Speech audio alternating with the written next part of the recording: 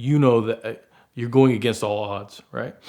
But there's a chance. There's a chance you can make it out the other end. If you work hard, you play your cards just right, you watch your money just right, you could do it.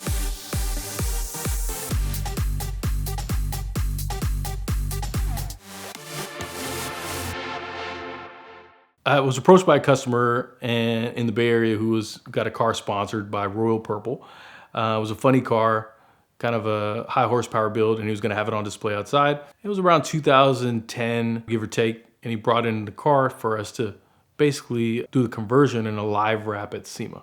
And he's like, hey, I'm taking this car out, Royal Purple. I found you guys locally. And obviously, there's not a lot of wrap shops at that time in Northern California. So he's sponsored by Royal Purple. He's like, can you wrap my car in Royal Purple? Catches, I need you to do it in Las Vegas before SEMA. I need it done there. And I'm like, sure, I'll do it. And he's like, all right, I'll pay for your airfare to get there. I'll put you up in a hotel room.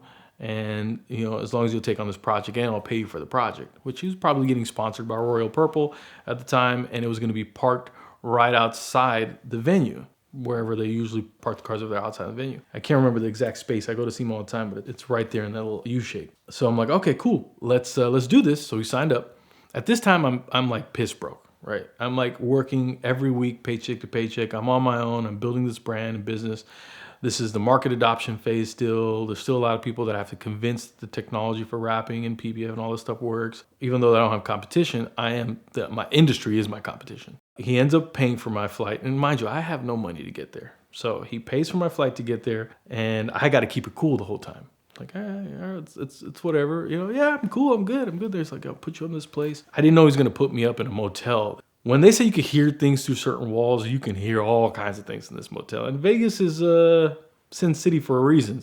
And I remember getting woken up the morning of the Royal Purple job because the top floor of this motel, which is just 2 stories, had a railing, those big push cart garbage bins. So the person's throwing all the trash from the top floor into the bottom floor, the big trash bin. And it's right outside my front door. So you just hear this trash. I'm like, what the heck is that? I get up, I look, and I just see garbage, like just garbage bags being thrown. I'm like, okay, that's my wake-up call.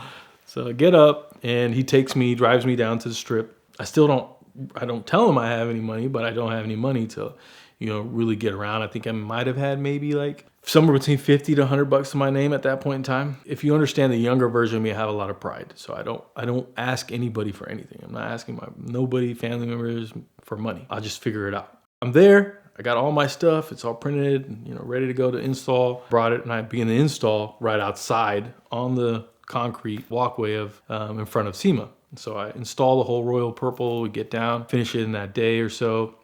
The customer's like, yeah, cool. I'll pay you, I don't know what he said. He said, I'll pay you sometime soon, or I'll pay you tomorrow, I think that was. I was like, yeah, okay, no problem. And I was going to meet him back there, and he had already paid for the hotel and everything for the past few days. I, myself, was just excited. I got to do another project at SEMA in the very early years of vinyl wrapping, and it was a big brand, Royal Purple. So I was like, cool, I'm representing Royal Purple and this customer. So he was done. Basically finished his car, and I walk around SEMA, do my whole tour, come back, and I'm like, all right, I'm not going to ask this guy to get back to the hotel room.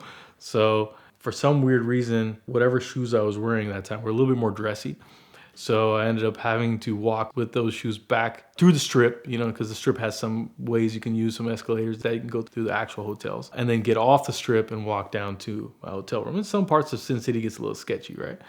So I ended up going back to our hotel room and put all my stuff back inside. I'm like, all right, cool, I gotta get some food now. I remember there was across the street a gas station. In the gas station, there was a liquor store across the street. So walk up to the gas station, I go inside, I'm like, I got a couple bucks. So I bought a Power Bar and a Gatorade.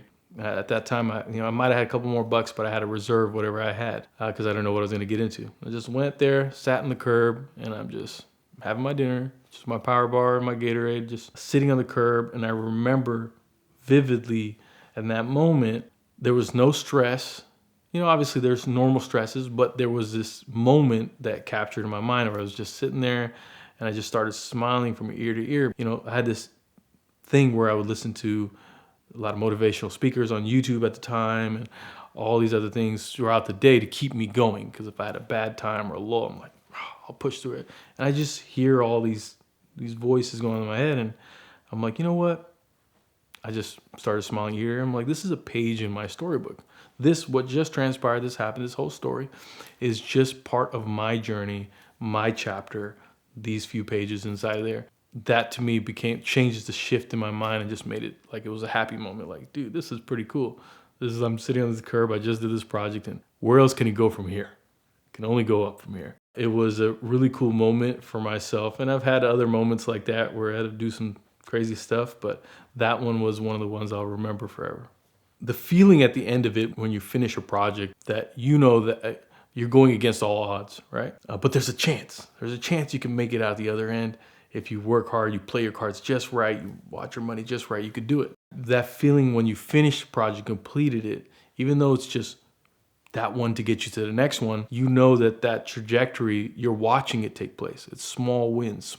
And all those small wins add up to a big win. And that was one of the small ones. There was times where I'd had to call customers because, I have to travel over a bridge to get to my shop. At this point in time, I've already moved my shop to a brick and mortar. I'm on my own. Where I'd just be, something came up on our schedule. Can we reschedule our meeting? Because I'm at the gas pump and I can't fill gas because I don't have any money. The card's not going through. And I'm like, I don't have any money, but it'll clear tomorrow. I know this. Okay, I'll have some money. Yeah, so can I reschedule an appointment? I can do anytime tomorrow, the day after, and I have to make up a story. Customers don't know any different, but you, as you're going through it, have to do what you have to do to get to the next level. If that's, waiting at your shop until your customer comes back so that way you could drive a car home, or if that's doing anything that you need to do for, in my business world where I was doing, like the gas story or whatever it is with World Purple and all the other stories that I've had to deal with, you go through those tumultuous times praying and hoping and planning that things are going to come out the other end for you on a win. And when you're that low, you're working from those depths, at least you know that there's only so much that can go wrong at this point. Like from here, it's got to keep getting better. Suffice to say, you keep working hard at it, especially if you always consider yourself the hardest worker in the room, eventually things will start to change. And that's what ended up happening to me in my story. And does that mean that we're always out of the woods? Or things are there? No, in business, there's always a challenge around the corner. There's always something you're trying to reach and grab for. There's always testing times. It's just like that. It becomes relative to where you're at in life and business.